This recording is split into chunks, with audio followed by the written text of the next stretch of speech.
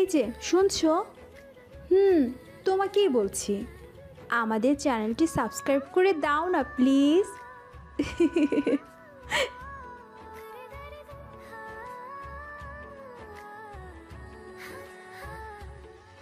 আজ প্রায় 6 বছর পর জেল থেকে বের হলাম।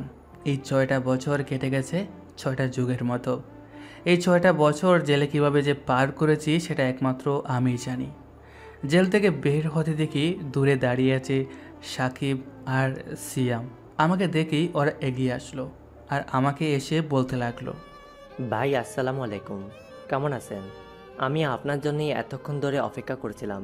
চলেন গাড়িতে ওঠেন, গাড়ি নিয়ে আসছি। ওয়ালাইকুম আসসালাম। আলহামদুলিল্লাহ আমি ভালো আছি। তা তোরা কেমন আছিস? সব কিছু কি আগের মতোই চলছে নাকি কোনো পরিবর্তন হয়েছে? আচ্ছা চল যেতে যেতে কথা বলি। তারপর আমি গাড়িতে উঠে বসলাম আর সিয়াম গিয়ে গাড়ি চালাতে লাগলো। তখন আমি আবার বলতে লাগলাম, কিরে সিয়াম, তুই তো দেখছি এখন অনেক বড় হয়ে গেছিস, দাড়ি রেখে দিয়েছিস। ভালো, তা সবাই ভালো আছে?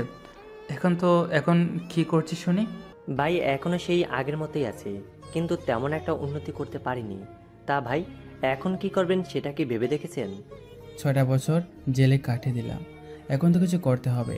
যারা আমাকে ভালোবেসে ফেলে পাঠিয়েছিল তাদেরকে ভালোবাসা ফেরত না দিলে কি চলে? হ্যাঁ। ভাই আপনার প্রতিটা কথা কিন্তু সেই আগের মতোই আছে, বেশি রহস্যময়। ভাই প্রথমেই আমরা গোডাউনে যাই, কি বলেন? ওখানে আপনার জন্য সবাই ওয়েট করছে। তারপর সিয়ামের সঙ্গে আরও কিছু কথা বলতে বলতে চলে আসলাম গোডাউনে। আর গোডাউনে এসে দেখি আমার জন্য অনেকে অপেক্ষা করছে। তারপর আমি সবার সঙ্গে কথা বলে ভিতরে চলে আসলাম। আর ভিতরে এসে আমি বসে রইলাম। একটু পর সানি আমার জন্য কফি নিয়ে আসলো। আর আমি কফি খেতে খেতে সানির সঙ্গে কথা বলতে লাগলাম। আর এভাবেই সময়টা পার হলো। তার তখন সিয়াম আমাকে জিজ্ঞেস করলো, ভাই খবর পেয়েছি যে ডন এখন পুরো বাংলাদেশে মাফিয়া ছড়িয়ে দিয়েছে। তার কথা ছোট থেকে বড় পর্যন্ত সবাই শোনে, এমনকি অনেক সময় এমপিরও তার ভয়ে কাঁপে। সেদিন যদি আর 5 মিনিট পেতাম তাহলে বাকি কাজটাও শেষ করে ফেলতাম, কিন্তু তার আগেই পুলিশ চলে আসলো। আর নিজের কাছের লোকগুলো এভাবে আমার সাথে বেইমানি করবে এটা আমি কখনো কল্পনা করিনি। আচ্ছা, এখন রানীকে কোথায় পাওয়া যাবে? আমি ভাইয়ের মুখ থেকে রানীর নামটা শুনে চমকে গেলাম। আমি তো ভেবেছিলাম ভাই হয়তো রানীকে ভুলে গেছে, কিন্তু ভাই যে এখনও রানীকে মনে রেখেছে এটা তো বুঝতে পারলাম না। আমাকে চুপ থাকতে দেখে ভাই আবার জিজ্ঞেস করলো। তারপর আমি বললাম, ভাই রানী এখন ডনের সাথেই থাকে, ও ডনের স্ত্রী। ঠিক আছে, এত ঘাবড়ানোর কী আছে, চল সবাই মিলে খাবার খেয়ে নিই। আমারও খুব খিদে পেয়েছে। তারপরে আমি সবাইকে নিয়ে খাবার খেতে চলে আসলাম। আর খাবার খেয়ে রুমে এসে ভাবছি কি করব। এখন আমার পাশে সিয়াম, সানিয়ার কিছু লোকজন বসে আছে। ভাই এখন তো আপনি ফিরে আছেন, তাহলে চলুন আপনার সেই বৃদ্ধাশ্রম থেকে একবার ঘুরে আসি। আপনি তো সানিকে দায়িত্ব দিয়ে গিয়েছিলেন। এখন নয়, বিকালের দিকে যাই। এখন আমি একটু ঘুমাবো, তোরা এখন যা। আর শোন, সকল ছেলেদের সন্ধ্যাবেলায় আমি গোডাউনের সামনে যাই, ওদের সঙ্গে আমার কথা আছে। ঠিক আছে ভাই, আপনি সবাইকে নিয়ে সন্ধ্যায় হাজির হব। আপনি এখন শুয়ে রেস্ট করেন, সিয়াম চলে আয়। তারপর আমি সিয়ামকে নিয়ে ভাইয়ের কাছ থেকে চলে আসলাম। তারপর আমি যখন ঘুম থেকে উঠলাম তখন দেখি প্রায় সন্ধ্যা হয়ে গেছে। আমি ঘুম থেকে উঠে ফ্রেশ হয়ে রেডি হয়ে নিলাম সবার সঙ্গে দেখা করার জন্য।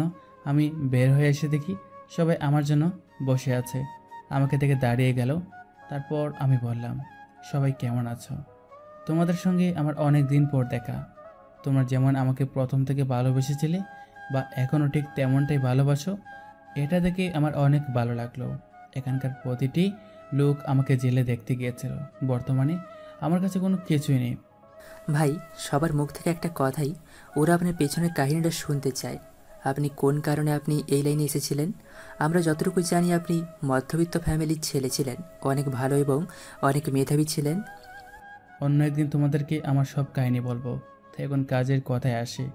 আমাদের কাছে এখন বর্তমানে কোনো কিছুই নেই। যেগুলো আছে সেগুলো দিয়ে কোনো কাজে আসবে না। আমাদের দেশে মাফিয়া অনেক বেড়ে গেছে। এগুলোকে গোড়া থেকে উপড়ে ফেলতে হবে। আর এটাই হয়তো আমাদের জীবনের শেষ একটা লড়াই। আশা করি এখন আমাদের প্রধান লক্ষ্য হবে যে ডনের যেখানে যেখানে লোক আছে সেখানে আমাদেরকে চড়িয়ে যেতে হবে। এবং তাদের কাছ থেকে সব কিছু ছিনিয়ে আনতে হবে। তিলে তিলে ওদেরকে সরিয়ে ফেলতে হবে। এখন দেশে চোরাচালান, ধর্ষণ বৃদ্ধি পেয়েছে। এগুলো আমাদের রুখে দাঁড়াতে হবে। প্রশাসন ডনের কোনো কিছু করতে পারছে না। তারপর আমি ওদের সঙ্গে আরও কিছু কথা বলে সেখান থেকে সিয়ামকে নিয়ে চলে আসলাম। আর আমি সিয়াম পাশাপাশি হাঁটছি আর শহরটাকে ঘুরে ঘুরে দেখছি। হঠাৎ করে কেউ একজন আমাকে ধাক্কা দিয়ে চলে গেল। তখন সিয়াম বলতে লাগলো, কিরে বেটা, তুই চোখে দেখিস না? কানা নাকি? এভাবে দৌড়ে কোথায় যাচ্ছিস? মনে হয় তোকে কেউ তাড়া করেছে বেটা। তোর সাহস কম না? তুই আমাকে তুই করে বলছিস? তুই জানিস আমি কে? আমি ডন ভাইয়ের লোক। আমার যেখান দিয়ে ইচ্ছা আমি সেখান দিয়ে যাব, পারলে মানুষের ওপর দিয়ে যাব। তাহলে তোর কি? তুই লোক দেখে কি তোকে আমার ভয় পেতে হবে নাকি? একে তো ধাক্কা দিয়ে চলে যাচ্ছিস, তার ওপর আবার এখন বড় বড় কথা বলছিস।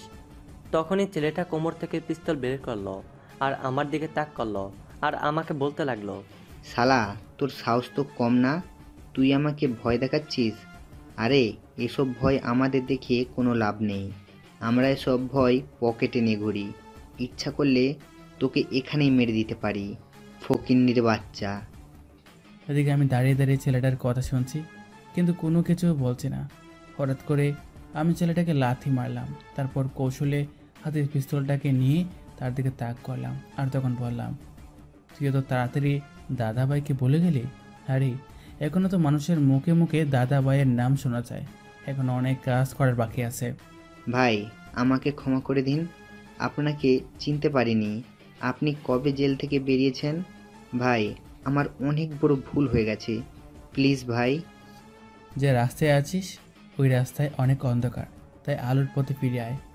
আমি এই অন্ধকারের মধ্যে কোথাও হারিয়ে যাব এটা তুই নিজেও জানিস না, তাই সাবধান। এই বলে আমি চলে আসলাম। তারপর একটা বাসার সামনে এসে দাঁড়িয়ে আছে। বাসায় তাকে হলো জনি। জনি হলো এই শহরের কিং।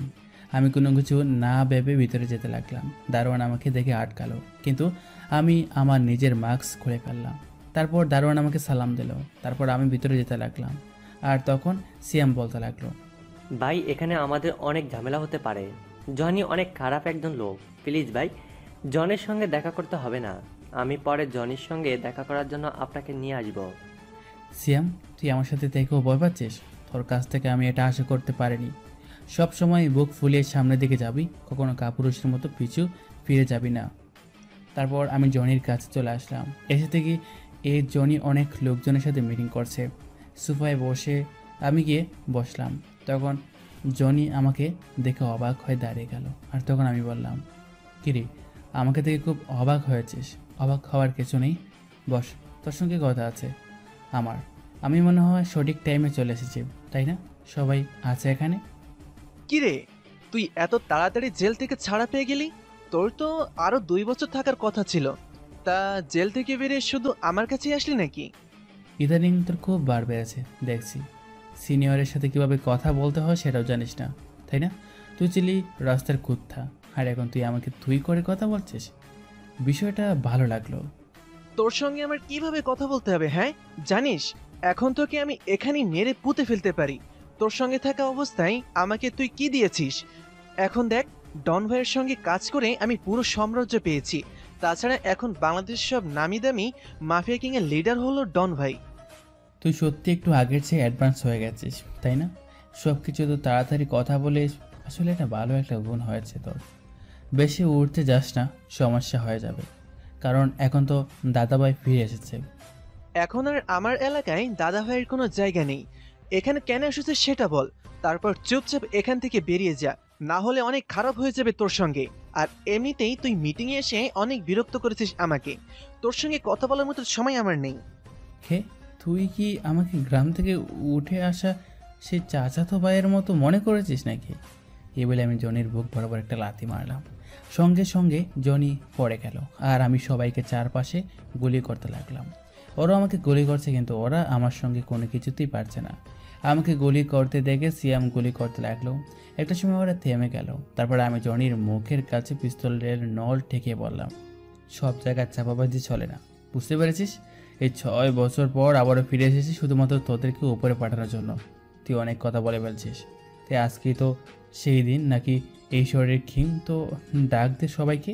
দেখি তুই কত বড় কিং হয়েছিস।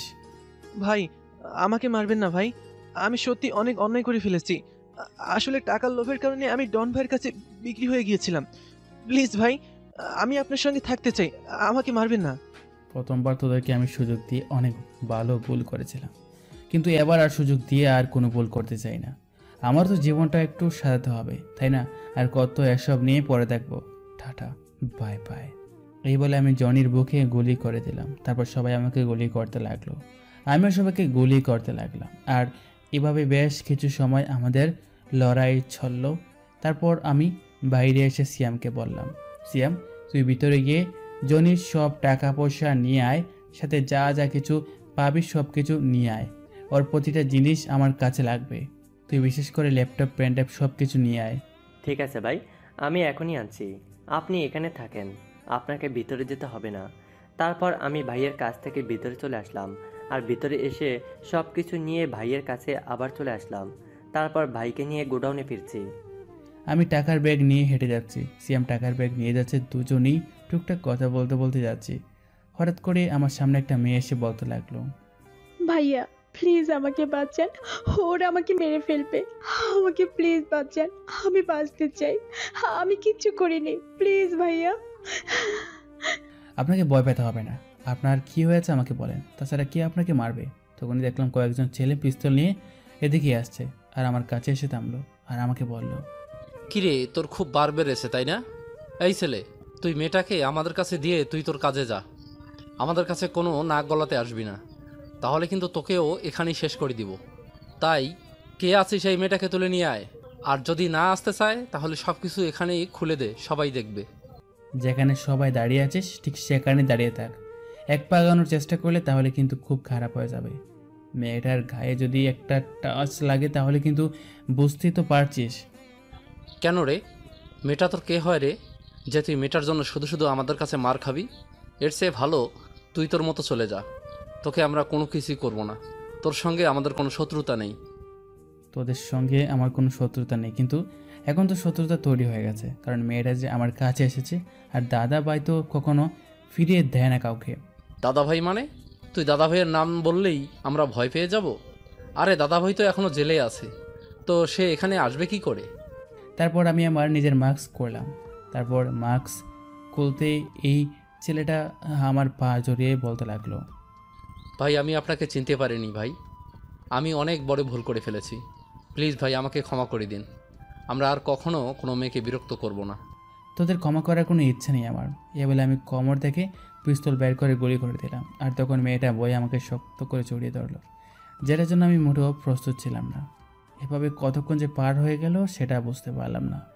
আর কিছুক্ষণ পর আমি মেয়েটাকে বললাম, এই যে আমাকে প্লিজ ছেড়ে দিন, রাস্তার সবাই এদিকে তাকিয়ে আছে, আর গুলির শব্দ এত ভয় পেলে কি আর চলে নাকি? আপনিও কি ওদের মতোই খারাপ লোক নাকি ভালো, এটাই তো বুঝতে পারছি না। আপনি ওদেরকে আমার জন্য মেরে ফেললেন, এখন কি আপনি আমার সঙ্গেও অসভ্যতামি করবেন? আমি মেয়েটার কথা শুনে কি বলবো কোনো কিছুই বুঝতে পারছি না, তবে মেয়েটার কথা শুনে বুঝতে পারছি যে মেয়েটা এখনও বাচ্চাদের মতোই, শুধু বয়সে বড় হয়েছে। আর তখন আমি বললাম, চলুন আপনাকে বাসায় পৌঁছে দিয়ে আসি। আর আপনি এত রাতে বাইরে কেন বেরিয়েছিলেন? ওদের সঙ্গে আপনার কি সম্পর্ক? আর আপনাকে কেনই বা মারতে চেয়েছিল? ওরা আমার বাবাকে মেরে ফেলেছে, আর আমি সেটা দেখে ভিডিও করে নিয়েছিলাম, সেজন্য ওরা আমাকে মারতে আসছে। আমার বাবা ছিল বিজনেসম্যান, ওরা আমার বাবাকে সম্পত্তির জন্য মেরে ফেলেছে। এখন আমি কি করব, কোথায় যাব, কিছুই বুঝতে পারছি না। ও আচ্ছা, তা আপনার মা তো বাসায় আছে, চলুন আপনাকে বাসায় পৌঁছে দিয়ে আসি। আর আমাকে বিশ্বাস করতে পারেন, আমি ভালো লোক। আপনি যদি ভালোই লোক হবেন তাহলে আপনার কাছে কেন কিছু থাকবে? আচ্ছা চলুন না, হয়তো আপনাকে নিয়ে চিন্তা করছে।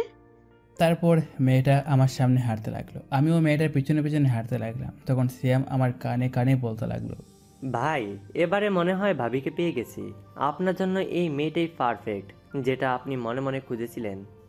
এত কথা বলিস কেন? চুপচাপ হাঁট, আর বেশি বাগনামি করতে হবে না। তুই তো তোর চিন্তা কর।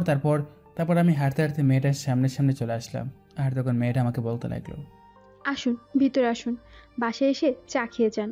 আজকে আপনি না থাকলে হয়তো ওরা আমাকে মেরেই ফেলতো। আপনি চলে গেলে কি ওরা আবার আসবে? না, আজকের ভিতরে যাব না, কোনো একদিন যাব। আর যদি কোনো সময় হয় তাহলে আমাকে ফোন দিবেন, কোনো সমস্যা নেই। এই নিন আমার নাম্বার। তারপর আমি মেয়েটাকে আমার নাম্বার দিয়ে গোডাউনের দিকে যেতে লাগলাম। কিছুক্ষণ পর গোডাউনে চলে আসলাম, আর তারপর সব কিছু গুছিয়ে রেখে ফ্রেশ হয়ে খাবার খেয়ে নিলাম। আমি খাবার খেয়ে শুয়ে পড়লাম, আর তখনই একটা অন্য নাম্বার থেকে আমার ফোনে কল আসলো। তারপর আমি কলটা রিসিভ করলাম, আর অফিস থেকে বলতে লাগলো, আচ্ছা, আপনি কি বাসায় চলে গেছেন? আমি ওই যে ওই মেয়েটা যাকে আপনি একটু আগে বাসায় দিয়ে গেলেন, আখি। ও আচ্ছা, তা কোনো সমস্যা হয়েছে নাকি? এত রাতে কল দিলেন যে? না, আসলে আপনাকে যেন আমি কোথায় দেখেছি, সেজন্য কথা বলতে ইচ্ছে করছিল, তাই কল দিলাম। ওরা আমার বাবাকে মেরে ফেলেছে। আজকে বাবা থাকলে হয়তো অনেক ভালো হতো। জানেন, বাবা আমাকে অনেক ভালোবাসতো। আমি যেইটাই চাইতাম সেইটাই আমাকে এনে দিত। কিন্তু শয়তানগুলো আমার বাবাকে বাঁচতে দিল না। আমার মা এখনো কান্না করছে। আসলে আপনাকে সান্ত্বনা দেওয়ার মতো বাসা আমার নেই, কিন্তু তবুও নিজেকে একটু সামলাতে হবে আপনার, কারণ আপনি যদি ভেঙে পড়েন তাহলে আপনার মায়ের অবস্থা অনেক খারাপ হয়ে যাবে। তাই বলছে নিজেকে শক্ত করুন, আর আপনার মাকে স্বাভাবিক করার চেষ্টা করুন। আর কালকে থানা গিয়ে মামলা করে আসবেন। এর পিছনে যারা আছে ওরা যেন শাস্তি পায়। ও হ্যাঁ, আমি আপনাকে অনেক আগে দেখেছিলাম কলেজে, যখন আমি ক্লাস 9-এ পড়তাম। আপনি একটা মেয়ের সঙ্গে রিলেশন করতেন। আমাদেরকে নিয়ে অন্য শহরে চলে যায়, আর আপনাকে হারিয়ে ফেলি। আপনার একটা পিক আমার কাছে ছিল। আপনি একদিন দোকান থেকে পাসপোর্ট সাইজের ছবি বাসায় নিয়ে যাচ্ছিলেন, আর একটা ছবি রাস্তায় পড়ে যায়, সেটাই আমি নিয়েছিলাম। ও আচ্ছা, তাই বলেন। এখনও যে আপনি আমাকে মনে রেখেছেন এটাই তো অনেক। তা আপনি নিশ্চয়ই এখন অনার্স 3য় বর্ষে পড়াশোনা করছেন, যদি আমি কোনো ভুল না করি। হ্যাঁ, আমি এখন অনার্স 3য় বর্ষে পড়াশোনা করছি। কিন্তু আপনি এত সহজে কিভাবে জেনে গেলেন যে আমি অনার্স 3য় বর্ষে পড়াশোনা করছি? আপনি কি আমাকে আগে থেকে চিনতেন? আপনাকে একটা সত্যি কথা বলি, আপনি বড় হয়েছেন ঠিকই, কিন্তু এখনও পরিপূর্ণ মানসিকতা গড়ে ওঠেনি। সব সময় শুধু পড়াশোনা নিয়ে ব্যস্ত ছিলেন, তাই হয়তো এমনটাই হয়েছে। এটা ঠিক, কারণ আমার বান্ধবীরাও বলে। তারা বলে আমি নাকি এখনো পড়াশোনা ছাড়া কোনো কিছুই বুঝি না। কিন্তু আমার কাছে তো মনে হয় আমি সব কিছুই বুঝতে পারি। তা না হলে আমি চলাফেরা করতাম কি করে? আর মানুষ তো সৃষ্টির সেরা জীব। আচ্ছা, আপনাকে এসব বুঝতে হবে না। আপনার নিশ্চয়ই কালকে কলেজ আছে। আর যাই কিছু হয়ে যাক না কেন, কলেজে যাবেন, বান্ধবীদের সঙ্গে আড্ডা দেবেন, তাহলে দেখবেন মনটা অনেক ভালো হয়ে গেছে। আর আস্তে আস্তে ডিপ্রেশনটাও ভুলে যেতে পারবেন। এখন ঘুমিয়ে পড়েন, অনেক রাত হয়েছে। ঠিক আছে, আমিও ঘুমিয়ে গেলাম। আপনিও ঘুমিয়ে পড়েন, অনেক রাত হয়েছে। আর আপনি কি আমার সঙ্গে কথা বলে রেগে আছেন? না মানে, আপনার অনুমতি ছাড়া আপনাকে কল দিলাম। আপনার কোনো বিরক্ত লাগেনি তো? আপনি যে আমাকে লাইন মারার চেষ্টা করছেন এটা তো আমি খুব বেশি ভালো বুঝতে পারছি। আপনি অনার্স 3য় বর্ষে পড়েন, অথচ আপনি কোনো কিছুই বুঝেন না। এটা আমি কি করে বিশ্বাস করি বলেন? আপনি তো আমাকে আরও আগে থেকে চেনেন। আমি আপনার কথাবার্তা শুনেই বুঝতে পারছি। ঠিক আছে, আপনিও আমাকে লাইন মারার চেষ্টা করে থাকেন, আর আমিও এভাবে আগাতে থাকি। কথাগুলো আমার মনে মনে বললাম, এই মেয়েটা নিশ্চয়ই থানিয়ার কেউ হবে যে আমাকে অনেক আগে থেকে চিনত। তারপর আমি আরও কিছু কথা বলে কল কেটে দিয়ে ঘুমিয়ে গেলাম। পরদিন সকালবেলা ঘুম থেকে উঠে আমি ফ্রেশ হয়ে নিলাম। তারপর নাস্তা করে সিয়ামকে নিয়ে বের হলাম। উদ্দেশ্য বৃদ্ধাশ্রমে যাব কালকে বিকালে, তো ও যেতে পারেনি।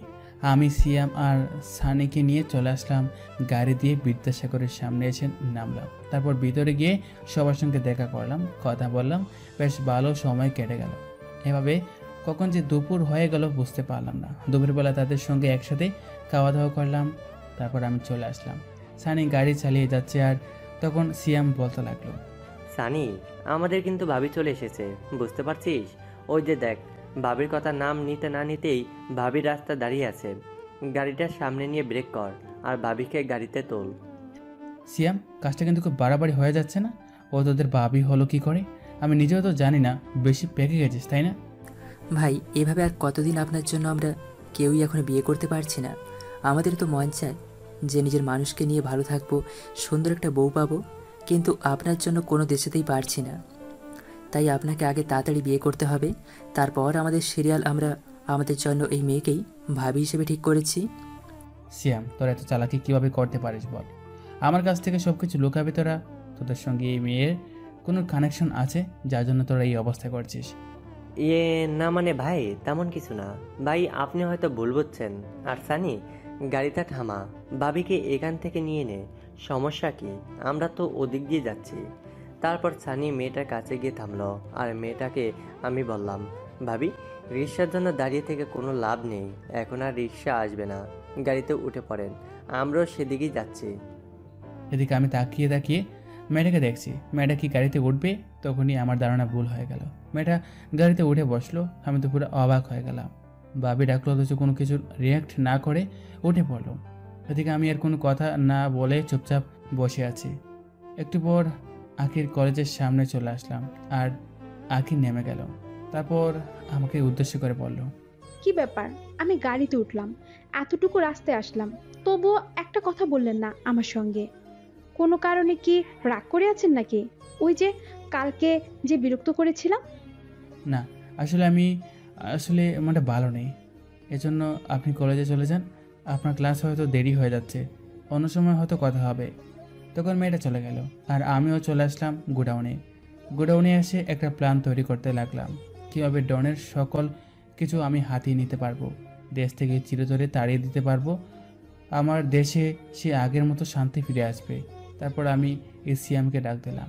তারপর সিয়াম আসলো, আর আমি বললাম, ওই যে জনির বাড়ি থেকে গিয়ে ল্যাপটপ আর পেন ট্যাপগুলো আমার কাছে নিয়ে আয়, আর ছোটো বড়ো সকল মাস্তানদের আমার গোডাউনের সামনে নিয়ে আয়। আমি সবাইকে আমার সামনে দেখতে চাই। ঠিক আছে ভাই, আমি ল্যাপটপ আর পেন ড্রাইভ আপনাকে এখনই এনে দিচ্ছি। আর ভাই, এক কাজ করলে ভালো হয় না? যে ধরনের সকল কাজে আমাদের বাধা দেওয়া। এটা নিয়ে তোকে ভাবতে হবে না, আমি আগে ল্যাপটপ থেকে কিছু জানতে পারি, তারপর এটা নিয়ে ভাবা যাবে। এখন তোকে যেটা বলছি সেটা কর। তারপর সিয়াম চলে গেল, আর কিছুক্ষণ পর আমাকে ল্যাপটপ আর পেন ড্রাইভ এনে দিল। আমি ল্যাপটপে কাজ করতে লাগলাম। আমি ল্যাপটপগুলো ভালো করে দেখে কিছু সময় আমার চোখে পড়লো যেগুলো আমার খুবই দরকার ছিল। তারপর আমি সানিকে ডাক দিয়ে বললাম, সানি, তুই সবাইকে 50,000 টাকা করে দিয়ে দে এখনই, আর আজকে রাতে রেডি হয়ে নিস, আজকে রাতে একটা অপারেশন যেতে হবে। ঠিক আছে ভাই, আমি সবাইকে নিয়ে প্রস্তুতি নিচ্ছি।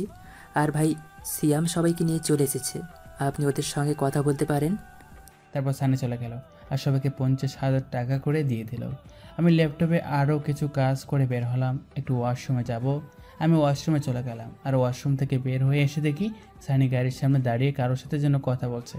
আমি কাছাকাছি গেলাম শোনার জন্য, আর কাছাকাছি গিয়ে দেখি এটা আর কেউ নয়, এটা হচ্ছে আখি। ওদের মধ্যে কী কথা হচ্ছে সেটা আমি শোনার চেষ্টা করছি। ভাইয়া, তুই বুঝতে পারছিস না, শাহরি আমাকে কখনো মেনে নেবে না। আমার ভালোবাসা ওর কাছে কোনো মূল্যই নেই। আমি বিদেশে চলে যেতে চাই, ওখানে আমি হয়তো ভালো থাকবো, মাকে না হয় তুই দেখবি। কি বলছিস এসব? তুই তো সারিয়ার ভাইকে অনেক আগে থেকেই ভালোবাসিস, আর নিজের ভালোবাসাকে ছেড়ে বিদেশে চলে যাবি? আমি শাহরিয়ার ভাইয়ের ঘটনাটা আগে জানি, তারপর তোকে আমি বলবো। আমি না তোর ছোটো ভাই, আমার উপর বিশ্বাস রাখ। যার জন্য আমি প্রতিদিন রান্না করে জেলে পাঠিয়ে দিতাম শুধুমাত্র এসে খাবে বলে, আর সব সময় নামাজ আদায় করে দোয়া করতাম যেন যেখানেই থাকে ভালো থাকে। কিন্তু ও আমার ভালোবাসাটা কেন যে বুঝতে পারছে না, এটা আমি নিজেও জানি না। জানিস, কাল রাতে ওর সাথে কথা বলে অনেক ভালো লেগেছে আমার। এদিকে বাবাকে ওরা বাঁচতে দেয়নি। হ্যাঁ রে, আঙ্কেলের জন্য আমার অনেক কষ্ট হয়। আঙ্কেলকে ওরা বাঁচতে দিল না, আমিও আঙ্কেলের জন্য কোনো কিছু করতে পারলাম না। এটাই অনেক বড় কষ্ট রে। তবে চিন্তা করিস না, শাহরিয়ার ভাই সব কিছুর প্রতিশোধ নেবে। যদি প্রতিশোধ নিতে গিয়ে আরো কিছু হয়ে যায়, তাহলে তো নিজের না বলা কথা এটাও কখনো বলা যাবে না। আমি চাই না আবার আমার কাছ থেকে হারিয়ে যায়। আমি না হয় তাকে দূর থেকে ভালোবেসে যাব সব সময়। আখি আপু, আমি তোকে নিজের চাচাতো বোন হিসেবে বলছি না, তুই সত্যিই একটা অসাধারণ মেয়ে। কারণ তোর মতো করে এভাবে কেউ ভালোবাসতে পারবে না। এই 6টা বছর তুই যেভাবে আমাকে দিয়ে খাবার পাঠিয়েছিস, জেলে এটা কোনো মেয়ে করবে না। এদিকে আমি সানি আর আখির কথা শুনে হা হয়ে তাকিয়ে আছি। তার মানে জেলের ভিতর যে মজার খাবারগুলো দেওয়া হতো আমাকে, এগুলো আখি রান্না করে আমাকে দেওয়ার জন্য পাঠিয়ে দিত সানি আর সিয়ামকে দিয়ে। কিন্তু আখি আমাকে কীভাবে চেনে এটা তো জানতে পারলাম না। তার মানে সানি হলো আখির চাচাতো ভাই, আখির ছোটো হলো সানি। তখন আবার ওদের মধ্যে কথা বলতে লাগলো। জানি না রে, আমি কখনো শাহরিয়াকে পাবো কি না। তবে যতটুকু জানি যে শাহরিয়া একটা মেয়েকে ভালোবাসতো, যার কারণে শাহরিয়া এই পথে চলে এসেছে। সেই অনেক আগে থেকেই আমি শাহরিয়াকে ভালোবাসি, কিন্তু আজও বলতে পারলাম না। 6 বছর আগেও একটা মেয়েকে নিয়ে গিয়েছিল, আর এখন 6 বছর পরও আমি শাহরিয়ার জন্য 6 বছর আগেও একটা মেয়েকে নিয়ে গিয়েছিল, আর এখন 6 বছর পরও আমি শাহরিয়ার জন্য অপেক্ষা করে আছি।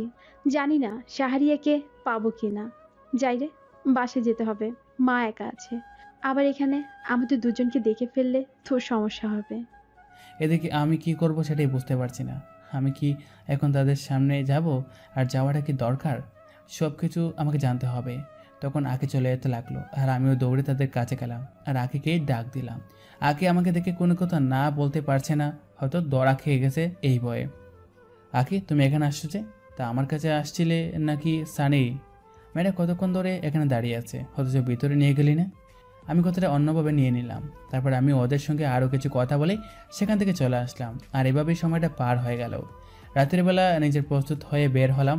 আজকে একটু দূরে যেতে হবে, তাই এই গাড়ি নিয়ে বেরিয়ে পড়লাম। কিছুক্ষণ পর আমরা কাঙ্ক্ষিত জায়গায় চলে আসলাম, আর আমি এসে দেখি ওখানে অনেক লোক।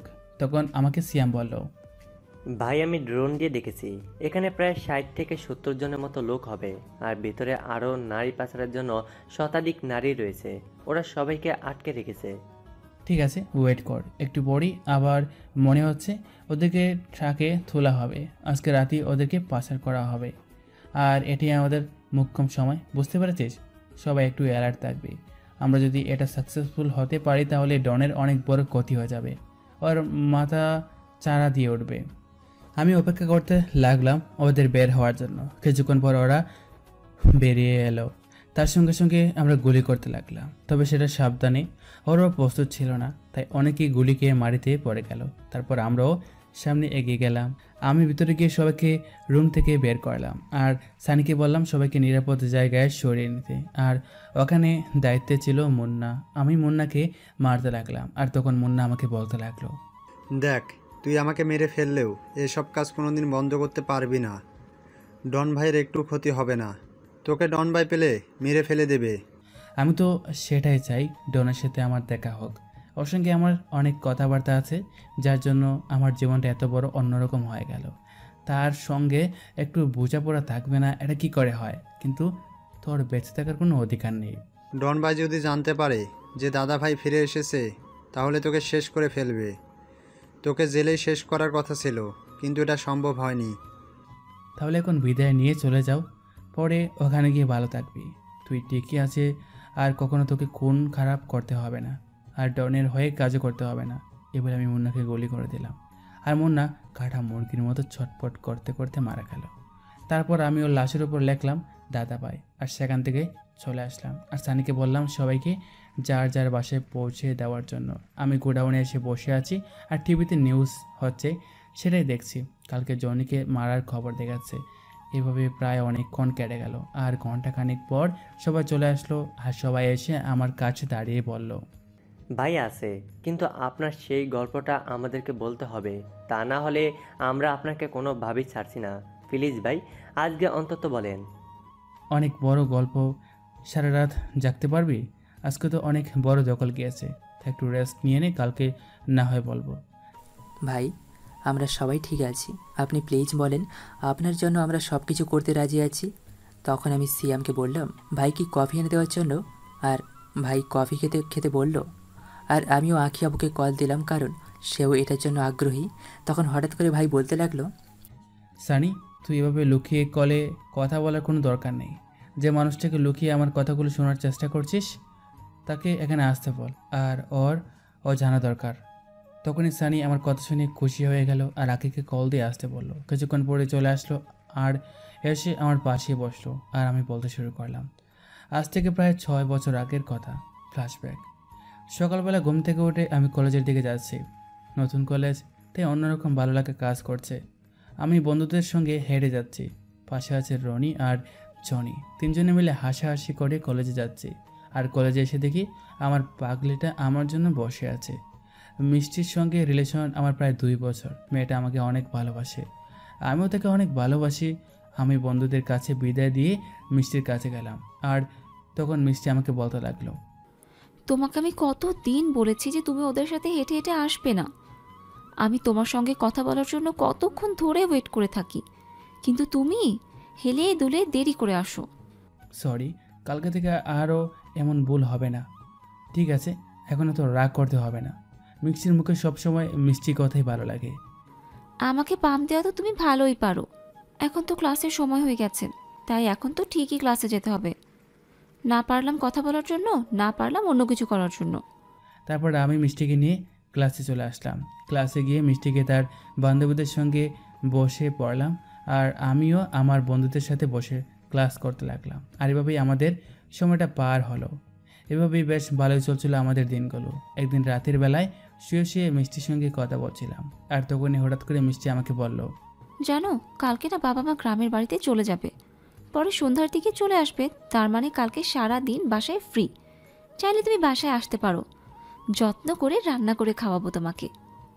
না, তোমাদের বাসায় আসলে তোমার এই সমস্যা হবে, পরে তোমাকে লোকে নানা কথা বলবে, যেটা আমার কখনোই সহ্য হবে না। তার চেয়ে ভালো এভাবে ভালো আছে, ভালো কিছু পাওয়ার আশা করলে একটু স্যাক্রিফাইস তো করতেই হবে। সেটা তো আমিও চিন্তা করছি, কিন্তু অনেকেই তো আসে, তাই না? ওদের তো কোনো সমস্যা হয় না, তাহলে আমরা এসব করলে সমস্যা কি? মিষ্টি, শোনো, আমরা দুজন দুজনকে অনেক বেশি ভালোবাসি, অনেক কাছে পেতে চাই, কিন্তু সেটা আমি পবিত্র করে তোমাকে কাছে পেতে চাই। বুঝতে পেরেছ? আমি চাই না আমাদের ভালোবাসার মধ্যে 1 সেকেন্ডের জন্য অবৈধ কিছু থাকুক। তবুও যেটুকু করেছি এটাই অনেক, তাই না? হ্যাঁ, ঠিক এটাই। আমিও তোমার কাছ থেকে এমন কথাই আশা করছিলাম। আমি জানি তুমি সবার মতো না, তুমি তো একটু আলাদা, তাই তো আমি তোমাকে এতটা ভালোবাসি। তারপর আমি এভাবেই মিষ্টির সঙ্গে অনেক কথা বলতে লাগলাম। রাত 2টা পর্যন্ত কথা বললে আমি কল কেটে দিয়ে ঘুমিয়ে গেলাম। পরদিন সকালবেলা ঘুম ভাঙলো মায়ের ডাকে। মা আমাকে বলতে লাগলো, কি রে শাহরিয়া, আর কত ঘুমাবি? এবার তো ঘুম থেকে ওঠ, কলেজের সময় হয়ে যাচ্ছে না। এত রাত পর্যন্ত কি করে সেটাই তো আমি জানি না। মা তুমি তাড়াতাড়ি করে খাওয়া রেডি করো, আমি ফ্রেশ হয়ে এখনই আসছি টেবিলে। বাবা কি চলে গেছে নাকি? তোর বাবা তো সেই সকালবেলা চলে গেছে। এখন দেখেছিস কয়টা বাজে? সকাল 9:30 বাজে। এখনো কি তোর বাবা তোর জন্য বসে থাকবে নাকি? তারপর আমি তাড়াতাড়ি করে উঠে ফ্রেশ হয়ে নিলাম, আর ফ্রেশ হয়ে রেডি হয়ে খাবার টেবিলে চলে আসলাম। আমি খাবার খেয়ে তাড়াতাড়ি করে কলেজের উদ্দেশ্যে রওনা দিলাম। আমি কলেজে এসে দেখি রনি আর জনি আমাকে রেখেই চলে গেছে, আর রনির সঙ্গে মিষ্টি কথা বলছে। কিন্তু মিষ্টি তো তেমন কারোর সঙ্গে কথা বলতো না, আজকে হঠাৎ রনির সঙ্গে কথা বলছে। কিছু তো বুঝতে পারছি না। আমাকে দেখে মনে হয় ওরা কথার ধরন পাল্টে দিল। আমি মিষ্টির সঙ্গে আরও কিছু কথা বলে ক্লাসে চলে আসলাম। সবাই মিলে আর ক্লাসে এসে ক্লাস করতে লাগলাম। ক্লাস শেষ করে যে যার মতো বাসায় চলে আসলাম। বাসায় এসে ফ্রেশ হয়ে খাবার খেয়ে নিলাম। তারপর একটু রেস্ট নিয়ে বিকেলবেলা বের হলাম মিষ্টির বাসার সামনে যাব।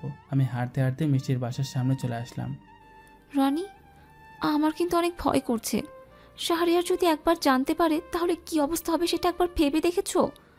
তোমাকে আমি আমার সব কিছু দিয়েছি, তুমি বিয়ের আগে আমার শরীর চেয়েছো সেটাও দিয়েছি।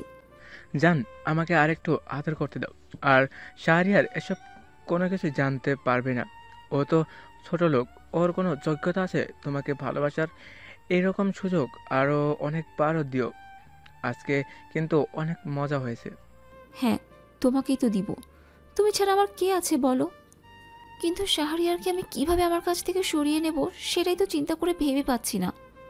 শোনো, শাহরিয়ারের বাবা আমার বাবার কোম্পানিতে চাকরি করে, আর আমার জানা মতে শাহরিয়ার বাবার ব্যাংকে অনেক টাকার লোন আছে, যেটা শোধ করতে করতে জীবন শেষ হয়ে যাবে।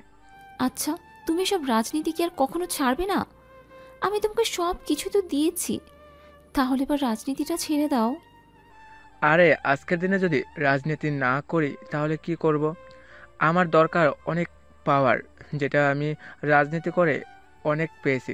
তাছাড়া বাবার অনেক টাকা, সেগুলো দিয়েই অনেক উপরে উঠতে পারবো আমি। তাহলে কিন্তু আমাকে 2 দিন পর একটা আইফোন কিনে দিতে হবে, না হলে কিন্তু আর কখনো আমার কাছে আসতে দেব না, বুঝতে পেরেছো? এদিকে আমি মিষ্টির বাসার সামনে এসে মিষ্টিকে কল দিলাম। প্রথমবার কলটা ধরতে পারলো না, কিন্তু দ্বিতীয়বার কল দেওয়ার পর মিষ্টি কল ধরলো। আর আমি বললাম, আজকে তো তোমার বাসায় কেউ নেই, আমি তোমার বাসার নিচে দাঁড়িয়ে আছি, একটু বারান্দায় এসে তোমাকে এক নজর দেখবো। আমি তো এখন আসতে পারবো না, আমি গোসলে গিয়েছিলাম তাই। তুমি তো এতক্ষণ ওয়েট করতে পারবে না, তাহলে আজকে চলে যাও, কালকেই কলেজে দেখা হচ্ছে আমাদের। আচ্ছা ঠিক আছে, তাহলে আমি বাসায় চলে যাই, তুমিও গোসল শেষ করে আমাকে কল দেবে, ঠিক আছে? এবার আমি কল কেটে দিয়ে বাসায় যেতে লাগলাম। আমি বাসায় এসে দেখি বাসায় অনেক লোকের ভিড়। আমি কোনো কিছু বুঝতে পারছি না, হঠাৎ করে কি হয়ে গেল। একটু আগেও তো ভালো দেখে গেলাম। আমি ভিতরে গিয়ে দেখি ফ্লোরে বাবার লাশ পড়ে আছে। বাবা অ্যাক্সিডেন্ট করেছিল ট্রাকের সঙ্গে। তারপর আমি চিৎকার দিয়ে বাবাকে জড়িয়ে ধরে কান্না করতে লাগলাম। হঠাৎ করে এই অবস্থা হয়ে যাবে, আসলে আমি এটা কখনো ভাবতে পারিনি। বাবা আমাকে অনেক ভালোবাসতো। তারপর বাবার দাফন হয়, মার অবস্থা অনেক খারাপ হয়। আমিও 6 থেকে 7 দিন কলেজে যাই না। সেদিন থেকে মিষ্টির সঙ্গে ওর কোনো কথা হয় না। আজকে প্রায় 8 দিন পর কলেজে যাচ্ছি আমি। কলেজে এসে দেখি রনির হাত ধরে মিষ্টি বসে আছে। আমাকে দেখে রনি হাতটা ছেড়ে দিল। আমি যেতেই রনি আমাকে বলতে লাগলো, দোস্ত, আঙ্কেলের জন্য আমারও অনেক কষ্ট হচ্ছে। এসব কষ্ট পেয়ে কি হবে বল? এখন তো তোকে সংসারটা দেখতে হবে, তাই না? এখন তো আন্টির তুই ছাড়া আর কেউ নাই, দেখার দায়িত্ব তো তোর। চল বাসে যাই। তারপর আমি রনির সঙ্গে ক্লাসে চলে আসি, কিন্তু মিষ্টি একটা কথা বলল না আমার সঙ্গে। আমি ক্লাসে এসে বসলাম আর স্যার আমাকে এসে অনেক সান্ত্বনা দিলেন। তারপর স্যার রীতিমতো ক্লাস করাতে লাগলো।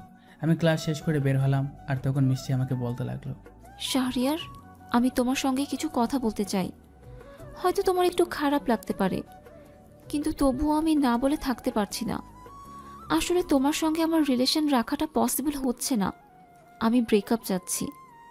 তুমি কি বলছো এসব? আমার তো কোনো কিছুই মাথায় ঢুকছে না। আমি কি কোনো অন্যায় করেছি? এটার জন্য তুমি আমাকে এরকম শাস্তি দিচ্ছ? তুমি আমাকে বকা দাও, সব কিছু করো, তবু আমি মেনে নিতে পারবো, কিন্তু তুমি আমাকে ছেড়ে কখনো যেও না। এমনিতে অনেক টেনশনে আছি। আমি যেটা বলছি ঠিকই বলছি। আমি তোমাকে আর ভালোবাসতে পারবো না। আমি অন্য কাউকে ভালোবাসি এবং আমি তাকে নিয়েই থাকতে চাই। তোমার সঙ্গে আমার কখনো যায় না। আমাকে ভালোবাসার কি যোগ্যতা আছে তোমার? তাছাড়া এখন তো তোমার কোনো কিছুই নেই। তোমার সঙ্গে বিয়ে হলে কি আমি না খেয়ে থাকবো বলো? তার জন্য আমার ব্রেকআপ লাগবে। এই বলে মিষ্টি তার মতো করে চলে যেতে লাগলো। আমি দূরে গিয়ে মিষ্টির হাতটা ধরে বললাম, আমাকে ছেড়ে যেও না। কিন্তু মিষ্টি আমাকে একটা থাপ্পড় দিয়ে চলে গেল। সবাই আমার দিকে তাকিয়ে আছে। তারপর আমিও আর কোনো কথা না বলে বাসায় চলে আসলাম। বাসায় এসে কোনো কিছুই ভালো লাগছে না, শুধু মিষ্টির কথাগুলো আমার কানে বাজছে। তারপর আমি মিষ্টির বাসার সামনে চলে আসলাম আর মিষ্টির বাসার সামনে এসে নিচ থেকে বারবার কল দিতে লাগলাম, কিন্তু মিষ্টি আমার কোনো কল ধরছে না। এভাবে প্রায় রাত 10টা পর্যন্ত মিষ্টির বাসার সামনে দাঁড়িয়ে থাকলাম আর আমি বাসায় চলে আসলাম। এভাবে প্রায় সব সময় মিষ্টির বাসার সামনে দাঁড়িয়ে থাকতাম। মিষ্টি আমাকে সব কিছু দেখে ব্লক করে দেয় আর আমিও ডিপ্রেশনে চলে যাই। আর এটা আমার মা সহ্য করতে পারে নাই। একদিকে বাবা হারিয়ে যাওয়ার কষ্ট, একদিকে প্রিয় মানুষটাকে হারিয়ে যাওয়ার কষ্ট, সব মিলিয়ে কেমন যেন হয়ে গেছিলাম আমি। আর আমার অবস্থা দেখে আমার মাও অনেক চিন্তিত ছিলেন। তারপর সিদ্ধান্ত নিলাম এখন আর মিষ্টিকে বিরক্ত করব না, তাকে তার মতো থাকতে দেব। তারপর আমি কলেজে চলে আসলাম। আমি কলেজে এসে দেখি আজকে মিষ্টি কলেজে আসে নাই আর আমিও চুপচাপ কলেজে ক্লাস করতে লাগলাম। আর কলেজে ক্লাস শেষে বাসায় ছিলাম। বাসায় এসে দেখি মা চুপচাপ একদিকে বসে আছে হেলান দিয়ে। আমি মাকে মাথা নিচু করে বললাম, না আসলে আমাকে ক্ষমা করে দাও মা, আসলে আমাকে ক্ষমা করে দাও। আমি আর কখনো তোমাকে কষ্ট দিব না। চলো আমি আর তুমি গ্রামের বাড়িতে চলে যাব, সেখানেই থাকবো। আমার আর এই শহরে থাকতে ভালো লাগছে না, আমাকে ক্ষমা করে দাও মা। কিন্তু মা কোনো রকম সারা শব্দ করলো না। তাই আমি মায়ের কাছে গেলাম, তারপর পা জড়িয়ে দিলাম, কিন্তু মায়ের পায়ে এমন ঠান্ডা লাগছে কেন। তারপর আমি মাকে আমার দিকে ফিরালাম আর কপালে হাত দিলাম, হাতের নাড়ি চেক করলাম, কিন্তু কোনো কিছুতেই কাজ করছে না। আমি চিৎকার দিয়ে মাকে ডাকতে লাগলাম, কিন্তু মা আর কোনো সাড়া দিচ্ছে না। তারপর হঠাৎ করে আমি লক্ষ্য করে দেখলাম মায়ের হাতে ফোন। আমি ফোনটা বের করে দেখি একটু আগে মিষ্টির নাম্বার থেকে কল এসেছিল আর কথা হয়েছে 10 মিনিটের মতো। তার মানে আমার বুঝতে বাকি রইল না, মিষ্টি নিশ্চয়ই হয়তো মাকে উল্টাপাল্টা কিছু বলেছে। আমার মা ছিলেন হার্টের রোগী, একদিকে আমার টেনশন, আরেকদিকে বাবার হারিয়ে যাওয়ার কষ্ট, সব কিছু মিলিয়ে মা ছিলেন ডিপ্রেশনে, আর সেটাই সুযোগ নিয়েছে মিষ্টি। আমি রুম থেকে বের হলাম, মিষ্টির বাসার সামনে চলে আসলাম আর ভিতরে চলে গেলাম মিষ্টির রুমের সামনে। গিয়ে দেখি ভিতরে কেউ আছে, কিন্তু মিষ্টির বাবা মা কোথায় গেল? মিষ্টির মা কি চাকরি নিল? তাহলে হতে পারে। তোকে নিয়ে ভিতর থেকে কিছু শব্দ ভেসে আসলো। জান, তুমি আমাকে যা সুখ দিচ্ছ তোমার মতো করে আর কেউ আমাকে এভাবে সুখ দিতে পারবে না। আর কি খেলাটাই না খেললে, তুমি ফোনে কথা বলার মাধ্যমে শাহরিয়ারের মাকেও শেষ করে দিলে। আচ্ছা, তুমি কি করে জানো যে আন্টি হার্টের রোগী ছিল? আর আমি এসব কথা বললে আন্টি সোজা উপরে চলে যাবে। আর তাড়াতাড়ি, মা বাসায় ফেরার সময় হয়ে গেছে।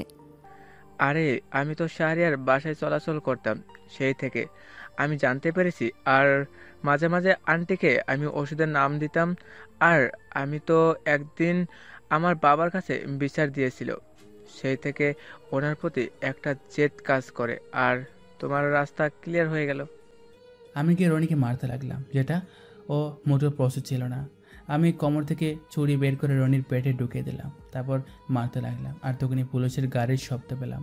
তবুও আমি রনিকে মারতেই লাগলাম। আর কিছুক্ষণ পর জনির গলা শুনতে লাগলাম। তখনই রনি কাটা মুরগির মতো চটপট করতে করতে আমার সামনে মারা গেল। তারপর আমিও কোনো উপায় না পেয়ে সেখান থেকে পালিয়ে গেলাম। আর এভাবেই অনেক দিন পালিয়েছিলাম। আর এলাকার একটা বড় ভাইয়ের সঙ্গে আমার আগে থেকে পরিচয় ছিল। উনি আমাকে সাপোর্ট দেওয়া শুরু করলো। তারপর একে একে বিনা কারণে অনেককেই খুন করতে লাগলাম। আর সে থেকে হয়ে গেলাম একজন দাদা ভাই। তবে আমি মিষ্টিকে অনেক জায়গায় খুঁজেছি, কিন্তু কোথাও খুঁজে পাইনি। আর একদিন জানতে পারলাম সে বড় ভাই ও আমার সঙ্গে বেইমানি করেছে। ও আমাকে তার কাজে হাসিল করার জন্য আমাকে ব্যবহার করেছে।